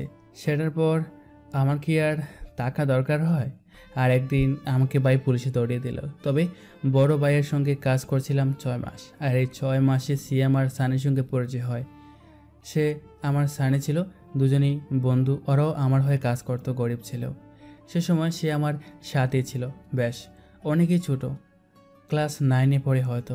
এরকম আমার ছোটোখাটো কাজ করে দিত। আর এটা নিয়ে আমাদের একটা ভালো সম্পর্ক হয়। তারপর জেলে কাটিয়ে দিলাম 6টা বছর। এই 6 বছর সিয়াম আর সানি প্রতিদিন আমার সঙ্গে দেখা করতো, আসতো। আর ওদেরকে আমি সবসময় আইডিয়া দিতাম কী করে লোক সংখ্যা বাড়ানো যায়। আর ওরাও আমার কথা মতো কাজ করতে লাগলো। আর বাকিটা তো তোমরা জানো। তবে আমার যাই কিছু হয়েছে সব কিছু সে আমার সানের জন্য। ওরা না থাকলে হয়তো আমি এত সহজে সব কিছু পেতাম না। এই যে এত সব লোক আমাকে ভালোবাসে, সব কিছু সিয়াম আর সানির জন্য। বাস্তবে ফিরে যাক। আমি সবার দিকে তাকিয়ে দেখি সবাই কান্না করছে। আর তখনই ফজরের আজান দিতে লাগলো। আর আমিও চোখ মুছে নিলাম। আর তখন সিয়াম আর সানি আমাকে জড়িয়ে ধরলো আর বলতে লাগলো, ভাই, আমরা আপনার হাত ধরেই রাজনীতি শিখেছি। আর আপনার হাত ধরে সব কিছু করতে পেরেছি। আপনি না থাকলে হয়তো আমরা এসব কোনো কিছু করতে পারতাম না। আমরা পড়ে থাকতাম হয়তো ডাস্টবিনে, না হলে কোনো একটা কবরস্থানে। আপনি আমাদের শিখিয়েছেন কিভাবে মানুষের সঙ্গে চলতে হয়। ঠিক আছে, এসব বাদ দে, এখন সবাই একটু ঘুমিয়ে নেয়। আমাদের আবারও প্রস্তুত নিতে হবে। এই ডনকে আমি আর বাঁচতে দেব না, মেরে ফেলবো। আর এই ডনই হলো আমার বড় ভাই, আর মিষ্টি হলো তার বউ। মূলত বউ বললে ভুল হবে, মিষ্টি ওখানে নারী পাচারের সঙ্গে জড়িত। তখনই হঠাৎ করে আঁকি আমাকে শক্ত করে জড়িয়ে ধরলো, যেটার জন্য আমি মোটেও প্রস্তুত ছিলাম না। আঁকি আমাকে জড়িয়ে ধরে কান্না করতে লাগলো। আর এটা দেখে সবাই লজ্জা পেয়ে গেল। সবাই যে যার মতো চলে যেতে লাগলো। তুমি যখন প্রতিদিন কলেজে যেতে, তখন আমি নীরবে তোমার দিকে তাকিয়ে থাকতাম। আর একটা সময় দেখলাম যে সানি তোমার সঙ্গেই থাকে সারাক্ষণ। তারপর সানিকে তোমার কথা বললাম, কিন্তু সানি তোমাকে বলার মতো কোনো সাহস পায় না। আর সেই অনেক আগে থেকেই তোমাকে ভালোবাসি। আমি এত কিছু জানি না, কিন্তু তবুও আমি তোমাকে ভালোবাসি এবং সারাটা জীবন তোমার পাশে থাকতে চাই। প্লিজ আমাকে ফিরিয়ে দিও না। আমি কখনো তোমাকে ছেড়ে যাব না। আমার শেষ নিঃশ্বাস পর্যন্ত আমি তোমার পাশে থাকবো। একটা সুযোগ দাও। এখন বাসায় চলে যাও। বাসায় গিয়ে চুপচাপ ঘুমাবা। সারা রাত একটুও ঘুমাতে পারো নাই আমার জন্য। এই জন্য বলছিলাম না শোনার জন্য। আমি কিন্তু তোমার উত্তরটা পেলাম না। আমি আমার উত্তরটা না পেয়ে আমি এখান থেকে একটুও যাব না। আমার এভাবে তোমাকে জড়িয়ে ধরে থাকতে ভালো লাগছে। এটা আমার একটা স্বপ্ন ছিল, তোমার বুকে কান্না করব জড়িয়ে ধরে। আসলে আমি তোমাকে কখন ভালোবেসে ফেলছি সেটা আমি নিজেও জানি না। যদি একটু দেখাও এটা ভালোবাসাই হয়। হ্যাঁ, আমি তোমাকে অনেক ভালোবাসি। যাও, বাসায় চলে যাও। আমি সানিকে বলে দিচ্ছি, ও তোমাকে বাসায় নামিয়ে দিয়ে আসবে। তাহলে তুমি আমাকে কথা দাও, তুমি আমার জন্য নিরাপদে থাকবে। তোমার কিছু হয়ে গেলে আমি বাঁচতে পারবো না, আমি মরেই যাব। আমার কিছু হবে না, তুমি এখন বাসায় চলে যাও। বাসায় গিয়ে ঠিক মতো খাওয়া দাওয়া করবে আর ঘুম দেবে। আজকে কলেজে যাওয়ার কোনো দরকার নেই। তারপর আমি সানিকে বলে দিলাম আঁকিকে বাসায় নামিয়ে দেওয়ার জন্য। তারপর আঁকি আমাকে বিদায় দিয়ে চলে গেল। আর আমিও ফ্রেশ হয়ে কফি খেয়ে নিলাম। আর তখনই আমার ফোনে একটা কল আসলো। আমি ফোনটা হাতে নিয়ে দেখি আননোন নাম্বার। আমি ফোন রিসিভ করলাম। আর তখন অপাস থেকে বলতে লাগলো, কিরে দাদা ভাই, তুই নাকি ফিরে এসেছিস আবারও, আর আমার ব্যবসায় নাকি নাক গলাচ্ছিস। তা চলে আয়, তোকে দেখার খুব ইচ্ছে করছে। এখনো কি আগের মতোই আসিস নাকি পাল্টে গেছিস? তোর সঙ্গে তো আমারও অনেক দেখা করার ইচ্ছা রে। আসছি, খুব তাড়াতাড়ি আসছি, তুই রেডি থাক। আজকে হয়তো তোর জীবনের শেষ দিন। তুই আমার এত বড় ক্ষতি করলি। আমার নারী পাচার করার ব্যবসা তুই বন্ধ করলি, আমার অস্ত্র পাচার করার ব্যবসা তুই বন্ধ করলি। এগুলো সব পুলিশের কাছে ধরা খেয়ে গেছে। তোকে যে আমি কি করব সেটা আমি নিজেই বুঝতে পারছি না। তোকে সে সময় জেলের ভিতরেই মেরে ফেলা উচিত ছিল। তোকে যে আমি কেন সাপোর্ট করতে গিয়েছিলাম, আগে এটা হয়েছে আমার জীবনের মস্ত বড় ভুল। তোর কারণে আমি মাফিয়া হয়েছিলাম, আর এখন আমি তোকে এই দেশ থেকেও বিলুপ্ত করে দেব। আর তোর সঙ্গে যে কাজ করে পার্টনার হিসেবে মিষ্টি, তাকে তো কী করবো এটা আমি নিজেও জানি না। তা আমি জানতে পারলাম রনি নাকি তোর ভাই ছিল, তবে সেটা কেউ জানে না। হ্যাঁ, রনি আমার ছোট ভাই ছিল। আমি চেয়েছিলাম তাকে ব্যবহার করে আমি অনেক উপরে উঠব, তারপর তোকে নিজেই মেরে ফেলবো, আমার ছোট ভাইয়ের খুনের প্রতিশোধ নেব, কিন্তু সেটা আর হলো না। আসলে মানুষ কতটা নিচে নামতে পারে এটা তোকে না দেখলে হয়তো বুঝতে পারতাম না। যে মেয়েটাকে রনি নষ্ট করলো, আর সেই মেয়েটাকে তুই নষ্ট করলি। তোর কথা শুনে আমার হাসি পাচ্ছে। আরে এরকম মেয়ে তো আমার কাছে অনেক আছে। তোকে আমি একটা অফার দিচ্ছি, আমাদের মাঝে যা হয়েছে সব কিছু ভুলে যা। আমিও সব কিছু ভুলে যাচ্ছি, বিনিময়ে তুই আমার সঙ্গে কাজ করবি। আমি তোর সঙ্গে কাজ করব, আর এটা তুই ভাবলি কি করে? তুই রেডি থাক, আমি আসছি, খুব তাড়াতাড়ি আসছি। তুই দেশের মানুষের অনেক ক্ষতি করেছিস, আর ক্ষতি করতে দিব না। এই বলে আমি কল কেটে দিলাম। তারপর আমি সিয়ামকে ডাক দিলাম। আমি তখন সিয়ামকে জিজ্ঞেস করলাম, আচ্ছা সিয়াম, আমাদের কাছে কী কী জিনিসপত্র আছে, আর আমাদের মোট কতজন লোক আছে এটা আমাকে বলতো। ভাই, আমাদের এখানে প্রায় 55 জন লোক রয়েছে, যেটা ডনের তুলনায় অনেক কম। এগুলো সবাই আমাদের ভাই ব্রাদার, আর অস্ত্রের মধ্যে মোটামুটি আছে। ঠিক আছে, তুই চিন্তা করিস না, আর বুদ্ধি থাকলে তো লোকেরও দরকার হবে না। বুঝতে পেরেছিস, আমাদেরকে টেকনিকে করে কাজ করতে হবে। আমি তোকে যে কাজটা দিয়েছিলাম ওই কাজটা করেছিস? যে ফাইলগুলো পুলিশ কমিশনারকে দিয়ে দিতে বলেছিলাম, এই ফাইলগুলোকে দিয়েছিস? হ্যাঁ ভাই, আমি ফাইলগুলো কমিশনারের কাছে পাঠিয়ে দিয়েছি, আর কমিশনার অলরেডি মাঠে নেমে পড়েছে ফোর্স নিয়ে। ডনের এখন মাথায় হাত দেওয়া ছাড়া কোনো উপায় নেই। আপনি টিভিতে নিউজ দেখেন, লাইভে নিউজ হচ্ছে। আর বিভাগের মধ্যে প্রায় 5টি বিভাগ থেকে মাফিয়াকে উচ্ছেদ করা হয়েছে। সকল কিছুই হয়েছে শুধুমাত্র আপনার জন্য। ঠিক আছে, তুই সবাইকে প্রস্তুত হতে বল। আর বুঝতে পারছিস আমরা এখন যে খেলাটা খেলতে যাচ্ছি, এটা কিন্তু অনেক ক্রিটিক্যাল একটা খেলা, তাই সাবধানে ওখানে আমাদের জয়ী হতে হবে। তারপর আমি কমিশনারকে কল দিলাম। কিছুক্ষণ কল হওয়ার পর কমিশনার কল ধরলো, আর আমি বলতে লাগলাম, স্যার আসসালামু আলাইকুম, আমি দাদা ভাই বলেছিলাম আপনার সঙ্গে কিছু কথা ছিল। আপনি কি এখন ফ্রি আছেন? হ্যাঁ, তোমাকে আমি চিনতে পেরেছি। তোমার নাম্বার আমার ফোনে সেভ করা আছে। তোমাকে পুলিশ ডিপার্টমেন্ট থেকে পুরস্কৃত করা হবে, যেটা আমরা এতদিন ধরে করতে পারছিলাম না, সেটা তুমি করিয়ে দেখেছো। তবে তুমি কিছু কাজ ভুল করেছো। তুমিও সবগুলোকে না মেরে আমাদের কাছে তুলে দিতে, তাহলে আর একটু সুবিধা হতো। স্যার, আপনারা তো ওদের কিছু ছিঁড়তে পারলেন না, আর সমাজে এগুলো ছিল আগাছার মতো, তাই এগুলো আমি ছাড়াই করে দিলাম। আর সেজন্য আপনি আমাকে কথা বলছেন? চাইলে আপনাকে মেরে ফেলতে পারি, আপনি আমার জন্য কিছু করতে পারেন না। আমি আইনকে অনেক শ্রদ্ধা করি, সম্মান করি, এজন্য আমি সব রিপোর্ট আপনার কাছে পাঠিয়েছি, নাহলে কিছুই করতাম না। আমি সেটা জানি এবং আমি তোমাকে বিশ্বাসও করি। এখন তোমার যে অবস্থা, সকল লোক তোমার দিকে যাচ্ছে।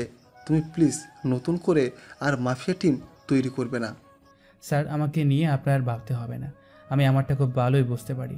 আর আমি মাফিয়া থাকবো কি না এটা শুধুমাত্র আমার ব্যাপার, এটা নিয়ে আপনার মাথা ঘামাতে হবে না। আপনার যেটা কাজ সেটা আপনি করেন।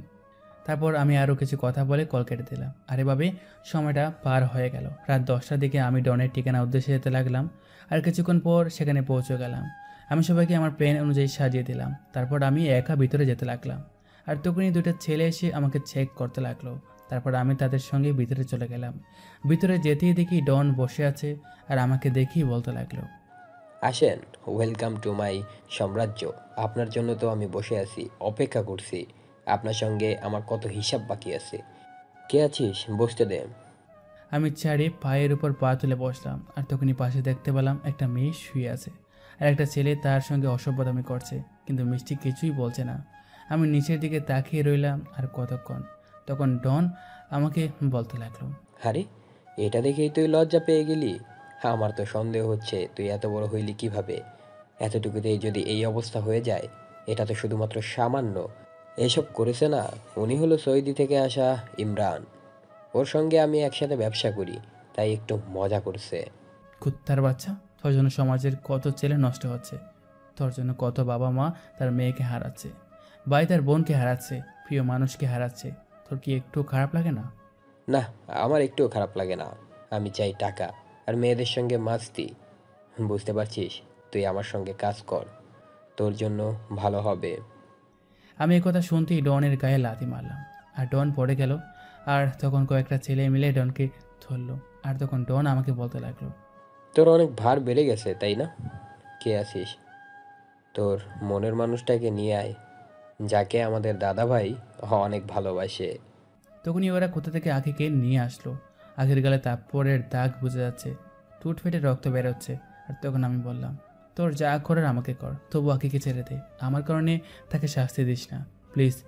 তোর সঙ্গে শুধু আমার শত্রুতা, আমি তোর কাছে হাত জোর করে বলছি। না, তুই শাহরিয়ার গায়ে হাত দিস না, আমাকে মার, তবু শাহরিয়ার গায়ে কোনো আঘাত করিস না প্লিজ। তখনই কয়েকজন মিলে আমাকে মারতে লাগলো। একসময় আমি সহ্য করতে না পেরে মাটিতে পড়ে গেলাম। আর তখনই চারদিক থেকে গুলির শব্দ আসতে লাগলো, আর ছেলেগুলো আমাকে রেখে তাদেরকে গুলি করতে লাগলো। এদিকে আমি উঠে আখির কাছে চলে আসলাম, আর আখি আমাকে কান্না করতে করতে শক্ত করে জড়িয়ে ধরলো।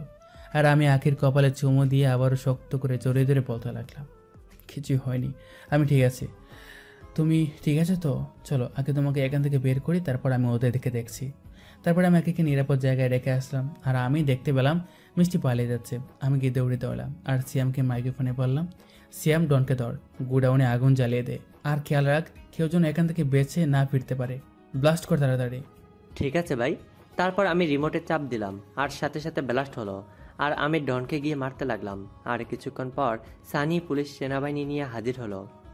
এদিকে আমি মিষ্টিকে মারতে লাগলাম, আর মিষ্টি আমার কাছে মাপ চাইতে লাগলো। আর মিষ্টি আমাকে বলতে লাগলো, আমাকে মাফ করে দাও, আমি অনেক ভুল করেছি তোমার সঙ্গে। তুমি তো আমাকে অনেক ভালোবাসতে, একটা সুযোগ দাও আমাকে। তুই কোন মুখ নিয়ে আমার সামনে ভালোবাসার কথা বলছিস? যেটা দিয়ে অন্যের সাথে পাপ কাজ করেছিস সেটা তুই এতটা খারাপ আমি জানতাম না। আরে তুই তো নিজেও জানিস তুই কয়েকজনের সঙ্গে আমার বলতে ঘৃণা হচ্ছে। একটা মেয়ে হয়ে একটা অন্য মেয়েকে পাচার করছিস, এটা লজ্জা হচ্ছে না তোর? ওই মেয়েগুলো তো কারো না কারো আপন জন ছিল। আমি ভালো পথে ফিরে আসবো, আমাকে একটা সুযোগ দাও, আর না হলে পুলিশে দিয়ে দাও, তবু আমাকে মেরো না প্লিজ, আমি বাঁচতে চাই। ঠিক এমনটা হয়তো অন্য কোনো মেয়ে করেছিল তোর সাথে, কিন্তু তুই কি তাদেরকে বাঁচতে দিয়েছিস? তোর কারণে আমার মা মারা গিয়েছিল, আমার মা হার্টের রোগে ছিল, আর তুই তো জানতি আমার সময়টা কত খারাপ ছিল। আসলে আমি ভাবতে পারি নাই যে তোমার মা মারা যাবে। আমাকে রনি শিখিয়ে দিয়েছিল, তাই আমি এমনটা করেছি। আমি ভেবেছিলাম তোমার মাকে এসব কথা বললে হয়তো তোমাকে বকা দিবে, আর তুমি তারপর আমার থেকে দূরে সরে যাবে। তুই এগুলো অন্যায় করেছিস, যেটা তোকে আর বাঁচতে দিবে না। তোকে মেরে যদি আমার ফাঁসি হয় তবুও ভালো। এই বলে আমি গুলি করে দিলাম, আর মিষ্টি চটপট করতে করতে মারা গেল। আর তখনই পেছন থেকে কমিশনার আমাকে বলতে লাগলো, শাহরিয়ার, হাত থেকে পিস্তলটা ফেলে দাও, না হলে অনেক বড় ক্ষতি হয়ে যাবে তোমার। এই বলেই আমি শাহরিয়ারের হাতে গুলি করলাম, যেন সবাইকে বুঝতে পারে যে নিজেকে রক্ষা করতে গিয়ে মারা গেছে। এই বলে কাছে আসলাম আর রুমাল দিয়ে শাহরিয়ারের হাত বেঁধে দিলাম। আর তখন শাহরিয়ার বলল, স্যার আপনি আমার জন্য এটা করলেন, এই জন্য যদি আপনার কিছু হয় তখন কি করবেন স্যার? ভালো কাজের জন্য একটু এদিক সেদিক করলে কিছু হয় না। তুমি ছাড়া কারোর ক্ষমতা ছিল না ডনকে ধ্বংস করার জন্য। এই জন্য ডিপার্টমেন্ট তোমাকে সকল মামলা তুলে নিয়ে আর তোমার শিক্ষাগত যোগ্যতা অনুযায়ী তোমাকে ডিবি পুলিশের সিক্রেট এজেন্ট হিসেবে নির্বাচন করেছে। এই যে তোমার ফাইল, এখানে তোমার সব কিছু রয়েছে, কালকে থেকে জয়েন করতে পারো তুমি। ধন্যবাদ স্যার, আর সরি আপনার সঙ্গে এমন খারাপ ব্যবহার করার জন্য। আর সব কিছু সম্ভব হয়েছে শুধু আপনার জন্য। তারপর আমি আখিকে নিয়ে চলে আসলাম, আর সেদিন আমার সঙ্গে আখির বিয়ে হয়। আর আমি এখন দাঁড়িয়ে আছি বাসর ঘরের সামনে। তখন সিয়াম বলতে লাগলো, ভাই এত সুখবর একসাথে ভালো লাগলো, কিন্তু কত ইচ্ছে ছিল আপনার বিয়ে হবে ধুমধাম করে, আর আজকে কিনা বিয়ে হলো শুধুমাত্র কাজই ডেকেই নে। এটা কি ভালো কাজ হলো বলেন? তোর বাবি দুমদাম করে বিয়ে করতে না বলেছে, বুঝতে পারলি? না হলে 2 দিন পর বিয়ে করতাম। আর আমার শালা কই? এই তো শালা, এদিকে আসো। হ্যাঁ, এখন তো আমি শালা, আর আপনি দুলাভাই, তাহলে এখন ভেতরে যাবেন আগে, টাকা তারপর বিয়ে, না হলে ভেতরে যাওয়া লাগবে না। ভিতরে না যেতে দিলে তোর বোন কষ্ট পাবে, এতে আমার কি দোষ বল? আমার তো কোনো কিছু হবে না। কি বলিস সিয়াম? এ বলে আমি দুজনকে ধাক্কা দিয়ে রুমে ঢুকে দরজা লাগিয়ে দিলাম। আর তখন সানি বলতে লাগলো, ভাই এটা কি ঠিক হলো? আমাদেরকে ধোকা দিয়ে আপনি চলে গেলেন। ঠিক আছে, আমাদেরও সময় আসবে। কী রে সিয়াম, এখন আর দাঁড়িয়ে থেকে কী লাভ? চল এখন আমাদের চিন্তা করি। এ থেকে আমি বিছানায় তাকিয়ে দেখি আঁকি গোমটা দিয়ে বসে আছে, আর আমি ওর পাশে গেলাম আর গিয়ে গোমটা তুললাম। আর দেখি ছাদের মতো মুখটা, আমি আঁকের দিকে তাকিয়ে আছি। আর আঁকি আমাকে বলল, এই যে এভাবে আমার দিকে না তাকিয়ে আগে উঁচু করে আসেন, তারপর আপনার কি অবস্থা করব সেটা পরে বুঝাবো। আমি কোনো কথা না বলে আঁকিকে শক্ত করে জড়িয়ে ধরলাম। কিছুক্ষণ পর ছেড়ে দিলাম। আর আমি ওয়াশরুমে এসে অজু করে দুজনে মিলে নামাজ আদায় করে নিলাম। আমি আঁকিকে কোলে করে নিয়ে বারান্দায় চলে আসলাম। আঁকি বারান্দায় দাঁড়িয়ে চাঁদ দেখছে। আজকে সুন্দর চাঁদ উঠেছে। আমি আঁকিকে পিছন থেকে জড়িয়ে ধরে আছি আর গলায় চুমু দিয়ে যাচ্ছি। এটা কি হচ্ছে শুনি? কারো অনুমতি ছাড়া পার্সোনাল কাজে হাত দেওয়া নিষেধ, এটা জানেন না? চাঁদ দেখতে আসছেন, চাঁদ দেখেন, এই চাঁদের গায়ে একদম হাত দিবেন না। তাই আপনাকে চাঁদ বলো শুনি? আপনি তো একটা কালো পেতনি, আমি তো আমার পেতনি বোর্ডে কাদর করছি, তাতে আপনার কি শুনি? আর কখনো মিষ্টির নাম মুখে আনবেন না বলে দিলাম, তাহলে কিন্তু তোমাকে খুন করে ফেলবো। তুমি শুধু আমার থাকবে, বুঝতে পেরেছো? বুঝতে পারছি আমার বউটা আমাকে অনেক ভালোবাসে। তাই এবার চলুন আপনাকে একটু আদর করে, রাত তো ফুরিয়ে যাবে, তখন কি আর আদর করা যাবে? ও তাই? তা আপনার বউকে আপনি আদর করবেন, কিন্তু আপনার বউয়ের লাভটা কি হবে শুনি? আপনার বউ তো মা হতে চায়। বাবা হওয়ার জন্য তো এত তাড়াতাড়ি আদর করতে হবে? সময় পেরিয়ে যাচ্ছে না। এ বলে আমি খুলে তুলে নিলাম আর বিছানায় শুয়ে দিলাম। আঁকিকে বিছানায় শুয়ে দিয়ে আমি ওর টুরজোড়া দখল করে নিলাম। আর আঁকিও আমাকে রেসপন্স দিতে লাগলো। তারপর প্রায় 10 মিনিট পর ছেড়ে দিলাম। আর আমি আঁকির গলায় চুমু দিতে লাগলাম। আঁকি চোখ বন্ধ করে আছে। আর তখন আঁকি আমাকে শক্ত করে জড়িয়ে ধরলো। আর এভাবেই দুজনে হারিয়ে গেলাম এক অজানা রাজ্যে। আর এভাবে না হয় চলতে থাকুক আমাদের ভালোবাসার গল্পটা। নতুন নতুন ভালোবাসার গল্প পেতে আমাদের চ্যানেলটি এখনই সাবস্ক্রাইব করে পাশে থাকুন। ধন্যবাদ। ভার্সিটিতে গুটিসুটি পায়ে প্রবেশ করলো অভ্র। অভ্রের সাথে আরও 3জন ছেলে প্রবেশ করে। 4জন একসাথে এগিয়ে যায় ভার্সিটির ভেতর। 4জন কিছুটা এগিয়ে গিয়ে দেখতে পায় 5জন ছেলে একটা মেয়েকে ডেকে র্যাগিং করছে। ছেলেটার নাম সৈকত। সৈকত রিয়া নামের মেয়েটাকে বলছে, মামুনি তুমি কি নতুন? হ্যাঁ ভাইয়া। ইস, এভাবে ভাইয়া বললে কষ্ট হয়। তাহলে কি বলবো? জান, বাবু, সোনা এসব বলবা? দেখুন ভাইয়া, আমি কিন্তু এসব জানি না, আমি পড়তে এসেছি, আমাকে যেতে দিন। যেতে তো দিব, তার আগে মাহমুদ স্যারকে প্রপোজ করে আসো। ওই যে দূরে দাঁড়িয়ে আছে, যাও। রিয়া ভয় পায়। অভ্র হাসতে হাসতে সেখান থেকে চলে আসে। ভার্সিটিতে সবই চলে। অভ্র সোজা হেঁটে চলল প্রিন্সিপালের রুমের সামনে। সাথে ওই 3জন ছেলেও আছে। 4জন এসে দরজার পাশে দাঁড়ালো। প্রিন্সিপাল খালেদ সাহেব টেবিলে বসে আছেন। প্রিন্সিপালের অফিসের দরজার কাছে দাঁড়িয়ে অভ্র দরজায় টোকা দিল। স্যার তখন টেবিলে একটা জরুরি ফাইল দেখছে। অভ্র বলল, আসতে পারি? প্রিন্সিপাল স্যার না তাকিয়ে বলে হ্যাঁ। অভ্র ভেতরে প্রবেশ করে। টেবিলের সামনে দাঁড়িয়ে অভ্র সালাম দেয়। তারপর বলে, স্যার আমি অভ্র, আপনাকে গত 2 দিন আগে ফোন করেছিলাম। অভ্রের ভয়েস শুনে খালিদ সাহেব সেদিকে তাকায়। সাথে সাথে চেয়ার ছেড়ে উঠে দাঁড়িয়ে বলে, আরে স্যার আসুন আসুন, দাঁড়িয়ে কেন, বসুন স্যার। জি বসছি, কিন্তু এটা কি হলো? কোনটা স্যার, কি হবে? দেখুন স্যার, আমি এসেছি একটা বিশেষ কাজে, তাই একটা কথা আছে। জি বলুন, আমি সব কথা রাখবো। আপনার কাছে একটা অনুরোধ বলা চাই। অনুরোধ? অনুরোধের কি আছে, আপনি শুধু বলুন, বাকি সব হয়ে যাবে। দেখুন, আপনি আমার বাবার বয়সী এবং এই ভার্সিটির সম্মানীয় প্রধান। আমাকে আপনি নাম ধরে ডাকুন। আর এখন আমি আপনার ছাত্র, তাই আমি আপনাকে সম্মান করব, আপনি নয়।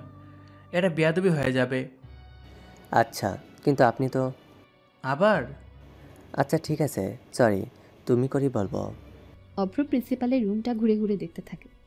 অনেক বড় বড় বিজ্ঞানীদের ছবি টানানো আছে। ছবিগুলো দেখতে দেখতে অভ্র বলে, স্যার কালকে তো ফোন করে সব বলেছি, তারপরে পরিচয় করিয়ে দিই। ও হচ্ছে মেহবুব, ও হলো সাইমন, ও সাকিব। আর আজ থেকে আমরা আপনার ভার্সিটির ছাত্র। আমরা এখানে কিছুদিন থাকতে চাই। ঠিক আছে, আমি সব কিছু রেডি করে রেখেছি, কোনো চিন্তা নেই। যতদিন ইচ্ছে তোমরা থাকো, পড়ো বা যা খুশি করো, তবে বাকি স্টুডেন্টের যেন কিছু না হয়। না স্যার, সেটা নিশ্চিত থাকতে পারেন। ঠিক আছে, পেপারগুলো সাবমিট করে দিচ্ছি। আপনাকে অনেক ধন্যবাদ। আরেকটি সাহায্যের প্রয়োজন ছিল। হ্যাঁ বলো।